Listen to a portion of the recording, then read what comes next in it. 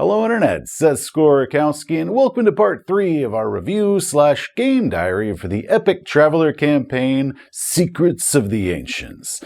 Today's thrilling adventure covers Chapter 3, The Hunt. In our last episode, the Travelers ventured to Alel for Vlinbackett's funeral, learning several interesting secrets about their dear uncle, and through a big misunderstanding and an obsessed, ruthless Imperial intelligence captain and a few accidental deaths by missile, it left the Travelers branded as traitors of the Imperium and on the run for their lives and their freedom. All in all, I'd say it was the 8th most disastrous funeral that I've attended. What? Do you have any idea how much Call of Cthulhu I've played? That joke is 1,000 times funnier if you know who JS Player is. This chapter is 24 pages long, but so far, out of the 7 chapters that we've completed so far, this one has taken by far the longest to play. About 33 to 35 hours of total playtime, and the reason for that is unlike chapters 1 and 2, chapter 3 is mostly just one big sandbox spread out across the Regina subsector. We know the ultimate destination, but because there's no way to guess which path the players are going to choose to get there and what jobs and adventures are going to happen along the way, the results are going to widely vary group to group. Some groups might, take far less time than mine did, while others might take a whole lot more. The campaign gives us 11 potential mini-adventures that might happen, with potential room for far more than that.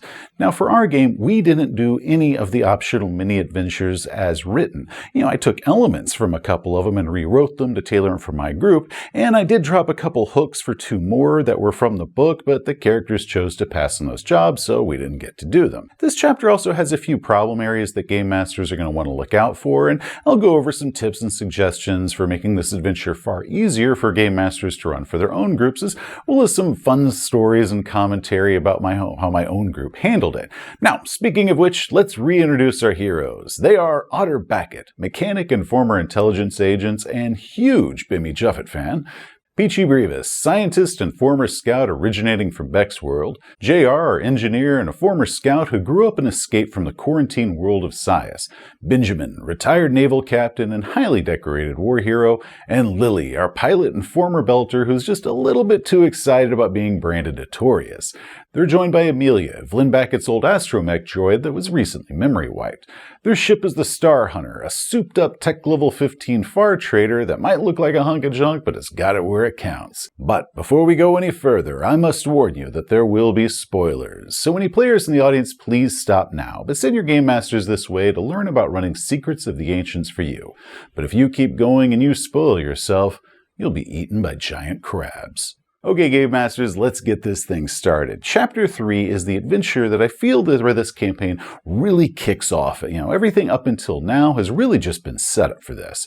Now, we last left our heroes with Captain Gandholsis hot on their tail as they jumped the Star Hunter from Alel to Lily's homeworld of Efate.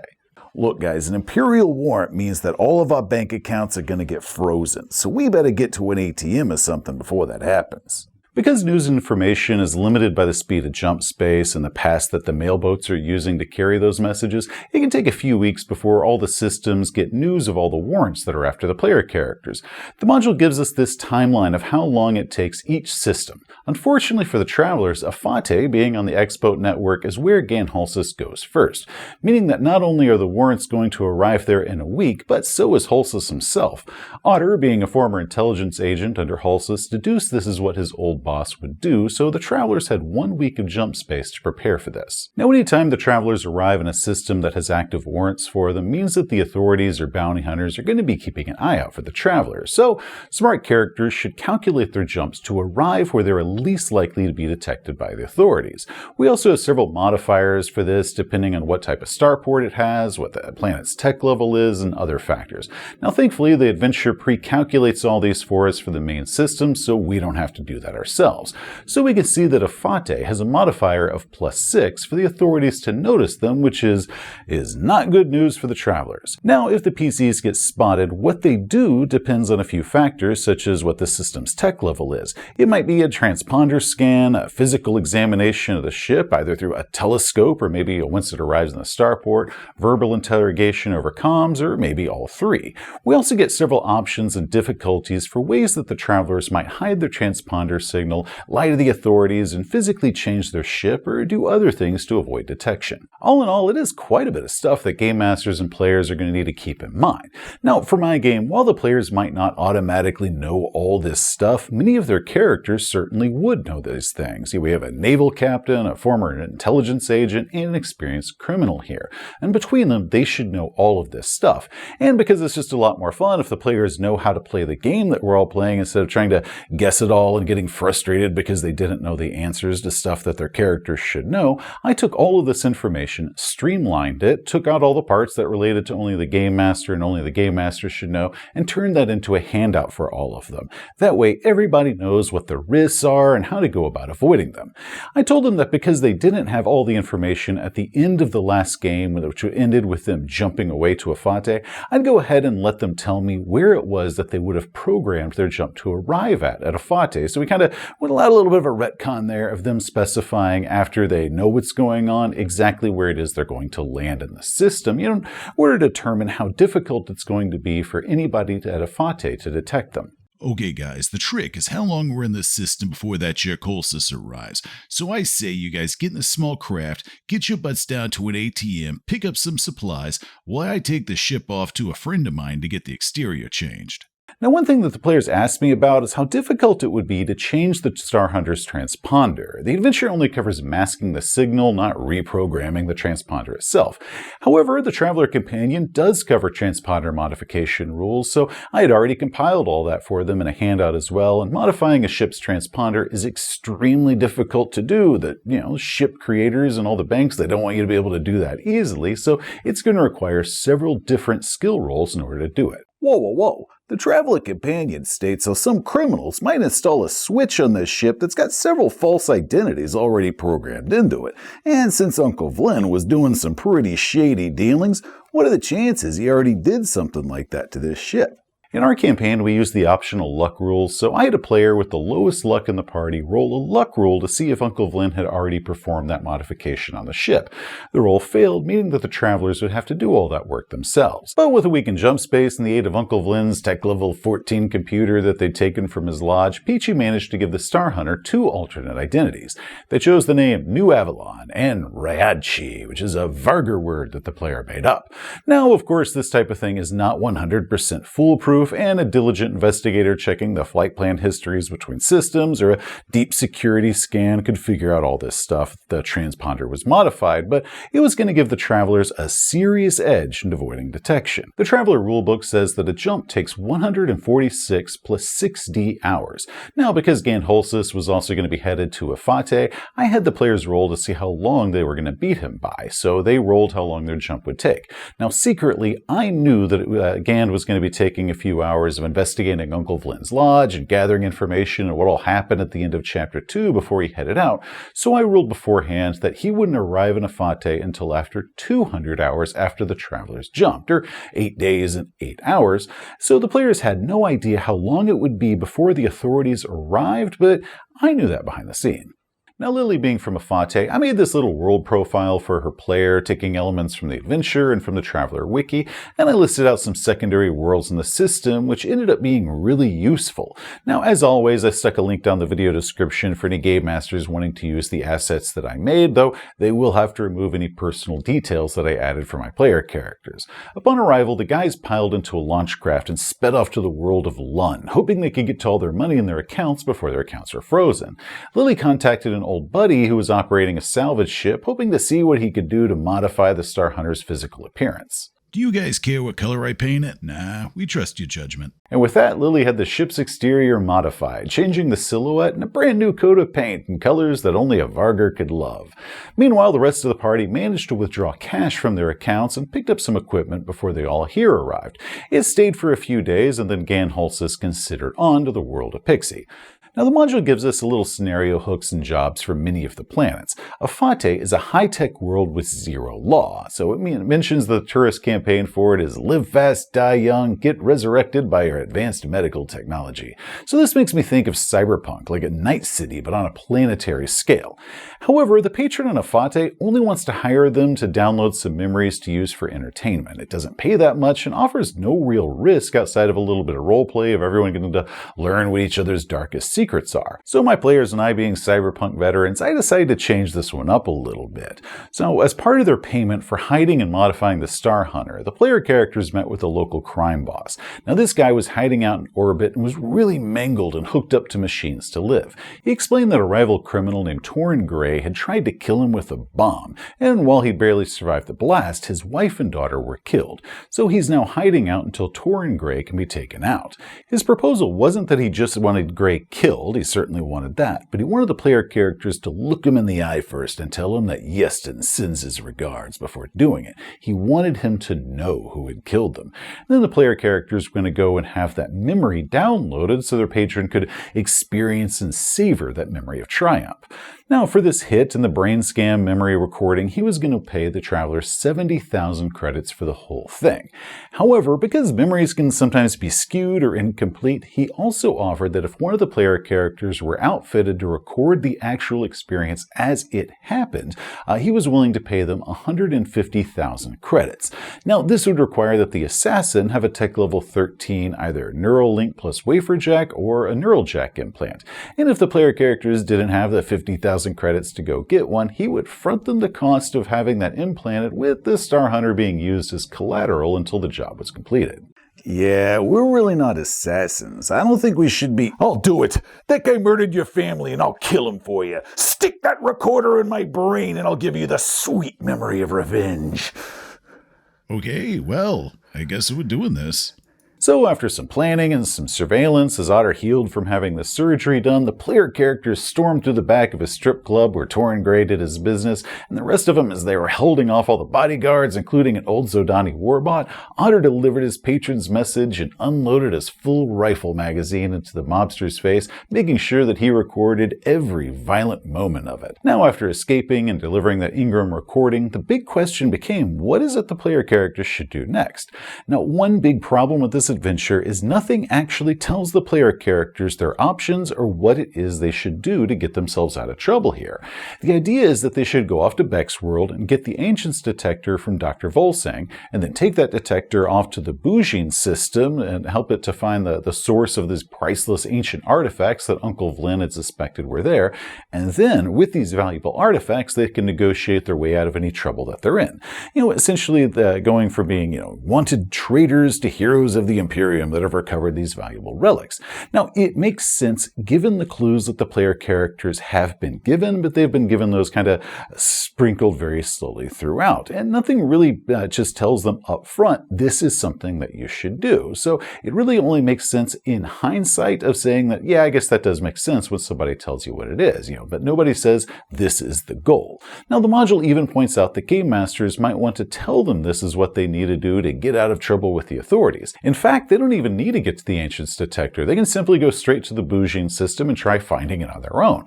The Star Hunter's advanced sensors are pretty good, so it's difficult, but it is possible. Now, one idea that I had after I had finished running this chapter, and I really wish I had thought in time to use this for our game, is with that note about the Ancients detector that was discovered in Vlyn's lodge, maybe add a note to that Vlyn, operating under his title Vinyasha, had already hired someone to go off to Beck's world and retrieve that for him, and also remove any witnesses of it. So if Dr. Volsang is a friend of the player characters from their backstory, this means that this could turn this mission into a mission of rescue for her from Vinyasha's person. And then once they do rescue Dr. Volsang, she can tell them all about how it is that they can get out of trouble with the law, because finding all of these artifacts is a definite get out of jail free card with the Emperor, and they can kind of learn what their mission is from that, even though it starts off as a rescue to keep her from being killed. As they were deciding their best route to travel back to Beck's world, I offered an adventure hook from an old friend of Lily's to go to Menorb to help him out with a protection scam. The other hook that I offered was Yorbling the Epicure, this immensely fat creature who's eating his way through the galaxy. Now, the original hook for him involved securing antimatter from Shintothi for him to eat, but I changed that up for my campaign because I didn't like that one. As I said in a previous video, JR came from the red zone world of Pscias. Being that there really wasn't much information information about the world in the official Traveller lore, the player made a bunch of stuff up about his homeworld. Now, among that was Pscias has these enormous crab-like monsters, like the size of elephants, big crabs. Now, you're enabling one of the travelers to travel to Pscias, get past the security forces, and pick him up 2 live specimens, one of each different types of those monster crabs that were there, and then bring them over to Ferry, where you can eat this forbidden delicacy. Now, he initially lowballed him on the price, but Lily, using some of her broker skills, negotiated this up to a small fortune. Guys, I cannot wait for you to see my homeworld. I can't wait to see it myself. I made up a lot of weird stuff. As they were picking up their final supplies before leaving the Efate system, Benjamin noticed a uniformed man paying just a little bit too much attention to him, following him at a distance, kind of glancing over, just always seemed to be somewhere wherever Benjamin was. So hurrying back to their ship, they got out of there as a patrol corvette began messaging them, telling them that they needed to stop for a routine inspection. So ignoring those hails, the travelers jumped away. How the hell did they even spot me or know I was on this ship? Maybe you should get in the autodoc and see what it can tell you. Benjamin did, and the autodoc quickly found and removed the tracking device that had been implanted inside of him on Regina. Now, the next few weeks, they traveled from Pscias, steering clear of the starports. Otter practiced with his new guitar. Lily, who still no one would train with in melee fighting, started training with Amelia. Before then, one of the jokes that Lily's player would say is how she's resorted to hiding on the ship until someone walks past and then yelling, "Surprise!" and attacking them. It was as they finished refueling at the gas giant at Raup that they were ambushed by pirates on an asteroid ship. Now, the pirates launched this fast-moving boarding craft, and a few of these pirates managed to get aboard the ship, but were quickly subdued. It was when Otter was rewiring the pirates' craft to send it and its captured occupants back towards the pirate ship like a missile that Amelia rolled up to one of the tied-up pirates, yelled "Surprise!" and then tased him with her stunner. What the hell was that all about? I am so proud of her. Because Amelia had been completely memory wiped before they activated her, her personality was completely neutral, so she began picking up on the traits of the travelers who had spent the most time with her, who was Lily. This meant that she was becoming arrogant, overconfident, and prone to violence. Now, eventually they made it to Pscias. Unfortunately, the session when we arrived, JR's player had to cancel at the last minute due to some real-life stuff, and he missed out on this session. Aw, dang it. I'm sorry about missing this game, guys. I'd written out and expanded all the details that JR's player and I came up with about this world, as well as the procedure of how to avoid detection when approaching it. So that's all at the download link below if anyone wants to read it. The heroes hacked the detection buoys around the system and snuck down onto the planet. Hooking up with the people from JR's village, trading with them some common manufactured goods that were, pretty exotic to these tech level 2 locals, they organized a crab hunting party. Together they managed to capture 2 of these colossal crabs. At one point during the second hunt, things started going wrong, and one of the big Kodiak crabs started killing hunters. Benjamin, who was in the ship's launch overseeing everything at the time, yelled out, "Get me closer to that big bastard. I'm gonna jump on its back and take it down by myself." And he did. It was amazing. Now, once the hunt was complete, the travelers feasted with the villagers on all the crab they could eat. It was this huge party. Now, somewhere in there, JR's cousin Hilda, who'd been instrumental in these crab hunts, she proposed to Otter, and Otter said yes. So, while drunk as hell, they had a moonlight seaside wedding beneath the shadow of a psionic kaiju tree. I have never been happier in my life. We're not actually going to take this primitive woman with us, are we? Otter took him with him. She ended up joining the group, which none of us were expecting this at all. Now, at Ferry, they delivered the cargo to a very hungry patron who then served it up with a gourmet chef. They spent a couple days resting, picking up fake IDs for everyone, and Lily spent a small fortune upgrading her new best friend Amelia with solar coating, improved melee skills, and some other neat stuff, and Otter and Hilda enjoyed their honeymoon. Wink, wink.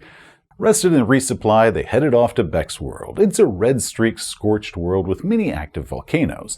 The single city, Beck's town, was a former pirate base and is still a hive of scum and villainy. Decades before, archaeologists discovered some ancient sites around the planet, and since then the University of Regina has maintained expedition teams here. Now, Peachy's character was born and raised on this planet, a child of one of these scientists. Now, according to the player character's backstory, his mother, Dr. Ora Brevis, was still there. Vampire, so I wrote her up a character sheet and added her to this adventure. The Traveller wiki of Beck's world is extremely different than the one in the book, and while I normally recommend that players use the Traveller wiki, in the case of this planet, I do not recommend that. However, I assembled a packet of information from each player about his homeworld, and I did steal and incorporate some of the elements from the Traveller wiki version, such as the ruling gang is actually a religious cult, and the locals always carry around umbrellas due to the regular ashy rain.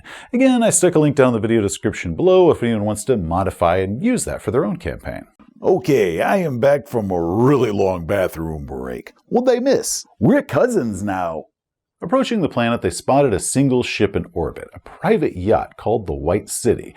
Now, one thing I suggest adding to this ship is some weapons, maybe exposed, maybe pop-up turrets, but this should be an armed ship considering who owns it, and yachts normally are not armed as just part of their standard features. Landing at the starport, they see the White City's launch nearby. It should look shiny and pristine against this backdrop of ashy, lichen-encrusted hellscape. On the pad, they're also met with a rough-looking customs agent named Roleplaying. He explains that only members of the ruling gang, the Thanes, can carry weapons in Beckstown. He overcharges them for fuel and demands a 200 credit entrance fee for each traveler who's wanting to enter the Star Town. Well, not me, of course, right? Because I'm a local, born and raised. And even Peachy had to pay because he was dumb enough to come back to this damnable world. Now, the Star Town is pretty rough, and travelers can get information from the local bartender.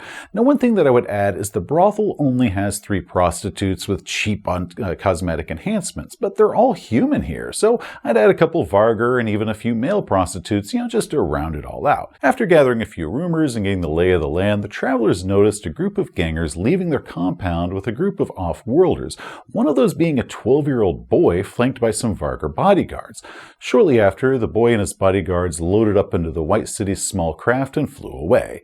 Now, taking the air raft, the travelers headed up to the University Archaeology camp at the outskirts of town. There they met Kenton Wilde, a graduate student. There's also 3 other researchers here. I would recommend that game masters go ahead and name them in advance. They're currently adjusting the dish atop one of the domes because they've again lost signal communication with the field dig site that's somewhere else on the planet. Now, Kenton initially tried telling the travelers that they weren't allowed there until Peachy introduced himself as Dr. Brevis's son.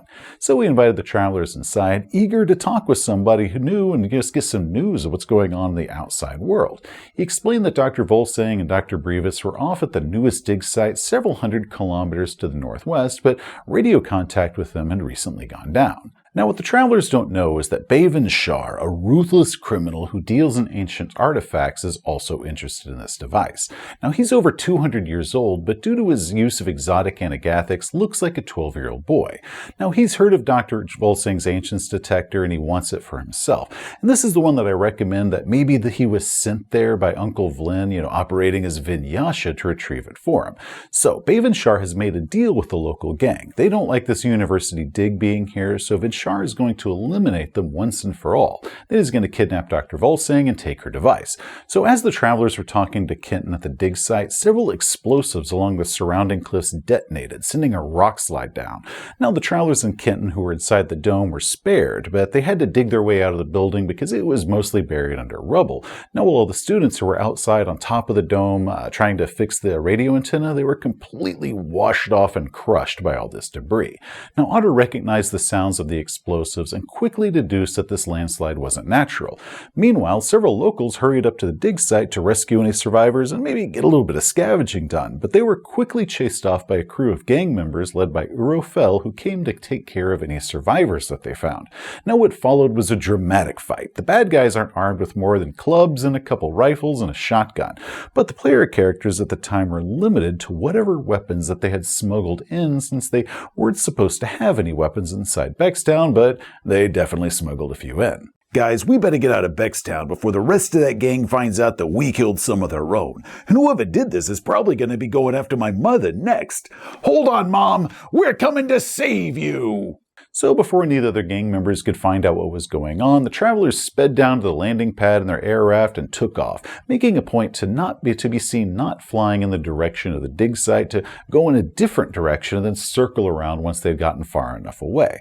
Now, one thing that the module never spells out, but appears to be the case, is just kind of alluded to, is that in addition to being such a backwater world that wouldn't have much in the way of satellites, the extensive volcanic cloud cover means that long-distance communication is limited to mostly being radio towers. Now, arriving at the dig site, which is outside of a cave, they saw the radio tower there had been sabotaged, and the dirt landing pad showed evidence of a small craft, the ship's boat from the White City. It had recently landed, and 4 people had gotten out and gone inside the cave. Heading through the cave network requires a series of rolls. They might become lost or discover evidence of murder or explosives, or simply just come across some natural hazards like cave-ins. Now, personally, I feel a navigate or a recon roll to help find some footprints or markers left by the archaeologist dig team. That should also be involved here. It shouldn't just be blindly wandering through it. Hold on, guys. Somebody has wired this entire place to explode. Eventually, they made it to the archaeologist camp that was inside the caves to find the bodies and carnage strewn everywhere, and Peachy quickly scrambled through it to discover that his mother was not among them.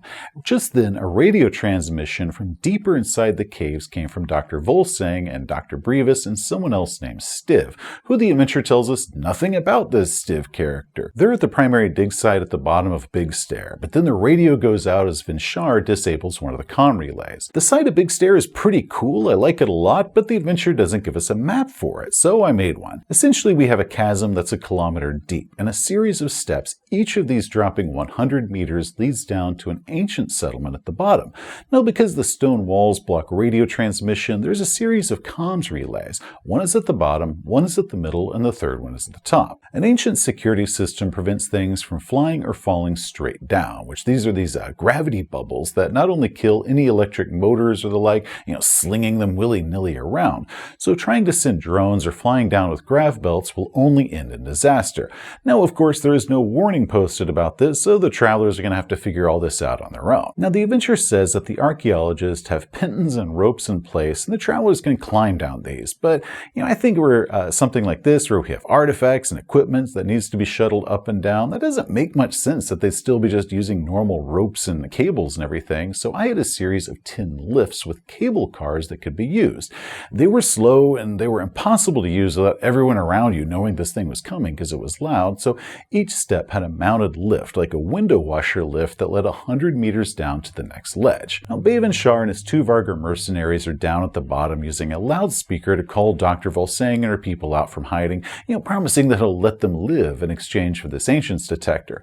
The 4th member of his team, a demolitions expert named Ashanta, isn't mentioned at all here, or really have any stats at all. It's kind of like they forgot all about her. Only that there is demolition charges that she has set around the top of the chasm. So I placed her up near the top in a cave on the opposite side with a laser sniper rifle. Fortunately, the travelers turned off their headlamps and they stealthed up to the edge without anybody spotting them. And then with some great rolls, they spotted Ashanta hiding on the far side. Otter recognized that these demolition charges in the area all required the comms relay network to work, so he suggested that they disable them. So JR sniped Ashanta with his plasma rifle as the rest started down the lifts and shifts, one team laying covering fire while the other team descended. Benjamin, meanwhile, began crawling down the sheer cliff face with his gecko grippers, hoping to surprise the bad guys from behind. It was a frantic battle and used some extreme ranges. Remember, each step here is 100 meters, so we were actually getting to use the furthest reaches of a lot of the weapon ranges that we have. In the end, they captured Bevan and rescued the 3 scientists. Dr. Volsang and Dr. Brevis were eager to show, "No time to talk. We gotta get out of here before 100 pissed off gangers from Beckstown come here to kill us." Yeah, I don't think No time! Peachy was insistent that a small army from Beckstown was coming after them and would be arriving any minute. But remember, the gang doesn't know where the secret dig site is, and even if they did know where it was, they don't have the vehicles or means of getting there quickly. They're pretty backwater goons. But before Peachy could hurry everyone away, his mother was able to show everyone a strange carving in one of the rocks that depicted Droin hiding underground as a monster in the shape of a Droin 7 attacked them from space. Now, this is a huge foreshadowing for the campaign's real villain. So I printed this up with a description to use as a handout. That way they could reference all this stuff later on in the game. Now, Game Masters, you can find a link for that in the video description below where all my other handouts can be found. However, as much crap as I give Peachy's player for being overly paranoid, one thing that he was right about was that the scientists could not return to Beckstown, and they couldn't stay here because everything had been destroyed. So they took them back to the Star Hunter. Now, once in orbit, they captured the White City. It wasn't too difficult for them to do, the remaining crew being primarily stewards and engineers. Dr. Volsang, Stiv, and Kenton Wilde took the White City and their prisoner Babe and Shar back to Regina Highport and tell them what all happened. After a quick stop on ferry to resupply, the travelers jumped to the Boughene system. The notes from Uncle Vlin said that he intended to use the Ancients detector here. I also added in my updated version of the handout that he specified that he wanted to search near the gas giant in order to narrow that down for my players once they arrived. The system is very lightly inhabited, but does contain a scout base. Captain Gant Holsis is also waiting here with the Alahir, and the evidence found in Uncle Vlin's cabin hinting that this might be where the travelers were ultimately headed, so he went ahead and got here and waited. When they were nearing the gas giant, the Alahir identified them, ordering the travelers to surrender. But the scout base is 400 million kilometers away, so even at full speed, it would still take them 2 to 3 days for Imperial forces to reach the travelers. I mean, even at that distance, it takes 22 minutes for radio transmissions to go from one end to the other, so this isn't exactly going to be a back and forth conversation. It's going to be a lot more like how telegrams work. 2 to 3 days? Guys, we will be in and out before those guys can even touch us. Hey, Gant, why don't you eat my then you can my stupid jerk. Locating the Ancient site requires 3 successful sensor checks in a row. Now, Dr. Volsang's Ancient detector gives a huge bonus to this, and the Star Hunter's advanced sensors should also give a +2 to all sensor checks. The adventure doesn't point that part out, but the Traveller rules give that advanced sensors, so don't forget to use that when you're running this adventure, meaning that the advanced sensors and the Ancient's detector combined gives the Travelers a +8 to these rolls. The deeper that they fly into the gas giant, the easier these checks are going to be, but there's also winds and crushing pressure, making it much more difficult to pilot. And at the deeper levels, a failed piloting check can damage the ship, and at the deepest levels, the ship takes damage even on a succeeded piloting check. The adventure offers us possible task chains for these checks using planetology and computers for the sensor sweep, and power plant and M-drive for the piloting check, so the whole crew got to be involved in the search rather than just 1 or 2 people. With some great sensor checks from Peachy and Lily's badass piloting, they discovered an enormous object moving in a strange, unpredictable pattern about 35,500 kilometers below the surface. The adventure sort of hides how large this object is. On page 89 says that it's larger than 5,000 tons, while page 110 says it's 10,000 tons in size. Holy crap, guys, we at the Motherlode. That thing is either a large ship or a small base, and it's operating under its own power. Hold on to your butts. Approaching the object requires some difficult piloting checks, and we can task chain this with a power and M-drive to make this a little bit easier, but the Travelers need to succeed with a cumulative effect of 6 plus 2d6, which for our group that came to 14 effect is what they needed to get. Failure means that the intense pressure damages the ship and increases the difficulty, and if the difficulty gets too high, they can resurface and reset the whole thing. I confess that I was really wanting to bang the ship up during this. Not destroy it, but give us some real damage, you know? However, Lily managed to pull this off with one really great roll, and then a series of rolls where they didn't fail, but they didn't get any effect either. And finally, some really great rolls at the end without any damage at all to the Star Hunter, except for I think maybe 2d6 total. Before them, an enormous ship emerged from the clouds, almost organic, with no straight lines and no visible maneuvering thrusters. The underside is a collection of spheres, like metallic bubbles or barnacles, and the upper hull is covered with an energy shield. A monster hydrogen squall hits the Traveler's ship, requiring a piloting check of 12 or more to keep from being hurled and crash-landed into the upper deck of this ancient ship. But Lily rolled boxcars here and maintained control. Now, at this point, they can choose to fly under the ancient ship or above the ancient ship in order to check it out. And either way, a docking gate is going to open for them. So when they choose to fly over or above or under or above, it's going to tell you what the docking gate is that's first offered to them. So for my group, they chose to fly above it. And then the energy shield rippled as they approached, and an oval portal opened up just big enough for the Star Hunter to pass through. Taking the hint, they flew the Star Hunter inside and landed on the upper deck of an ancient ship, its first visitors in 300,000 years, thus ending Chapter 3. Well, Chapter 3 technically ended back when they located the ancient ship, but I found it just a lot more dramatic to close our session with them landing on the ship than just finding out that it was there. Overall, this was a pretty fun adventure, and as I said, it took us like 33 or 35 hours of playtime spread out across several sessions across several months, and we didn't even touch half the stuff that was offered in the adventure, all the adventure hooks for all the systems that they might visit, so it could take your group far longer depending on what route they take and what jobs they accept and what encounters you decide to throw at them along the way. Hell, they might even avoid populated areas altogether. The adventure gives us rules for hunting rogue comets out in deep space to crack for hydrogen fuel, so they might have a completely different type of adventure than anyone else. I strongly encourage that game masters use or make something similar to my jumping on the run handout that I made for my players. I find that it works just a lot smoother and a lot easier if the players don't have to guess as far as the mechanics and the procedure of avoiding detection, and it's a lot easier if they can look at it versus having you explain all this stuff to them, because you know they're not going to remember it all or keep it all straight. So just print that out and give it to them, and also make sure that you let them know that they are not limited to only what is on there, but it can serve as a good foundation for them to use and build upon. Now, they might throw you for a loop and they just sell the Star Hunter outright once they arrive at the first world, buy a different ship and continue on in that. And if they do that, that is perfectly fine to do. Star Hunter is an amazing ship and probably way better than anything else that the Travelers are going to find for this, especially because it has those advanced sensors, because those things are great. But, it could throw the Imperial tail off of them if they swap ships on you.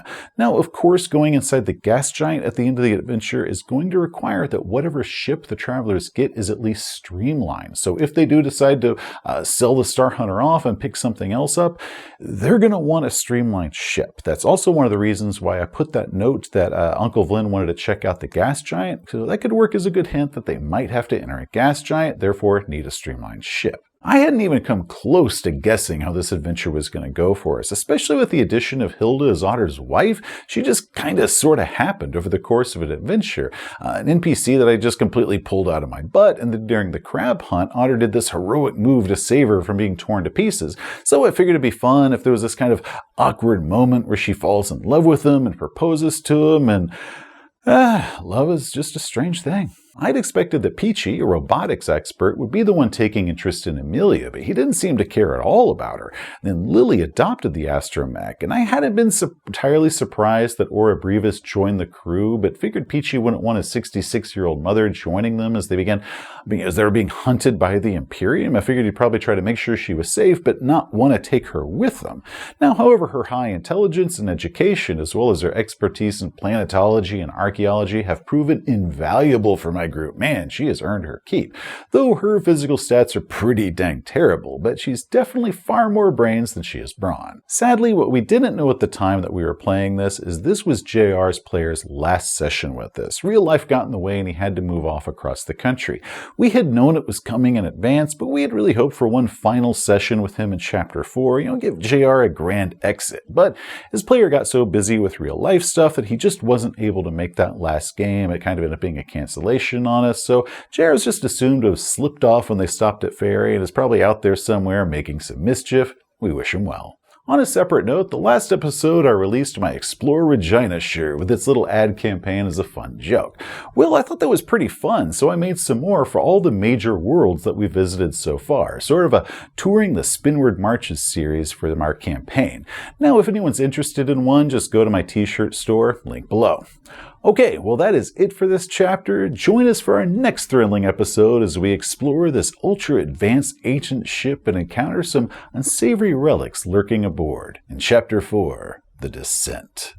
Hey, thanks for watching. If you enjoyed the video, please give it a thumbs up. If you want to see some more of our stuff, such as game reviews, or how-tos, or more of this series on Secrets of the Ancients, just hit that subscribe button. Till next time, travelers, and especially to JR's player out there, you have a great day.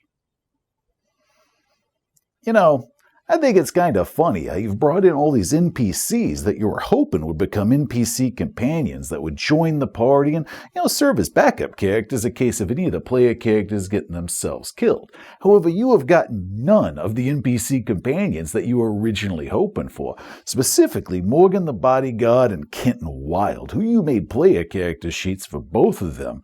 Instead, you ended up with some sort of primitive hunting woman that's got an education of 2 and 0 modern-day skills, let alone spacefaring skills, and an elderly woman that's got no combat experience at all and stats so low that a single hit would put her down. To top that off, because you're making me dress up like all the player characters in your campaign, if any of the current PCs gets killed and you gotta play one of those backup characters, well, sure hope you like wearing lipstick. Talk about motivation to keep the current player characters alive.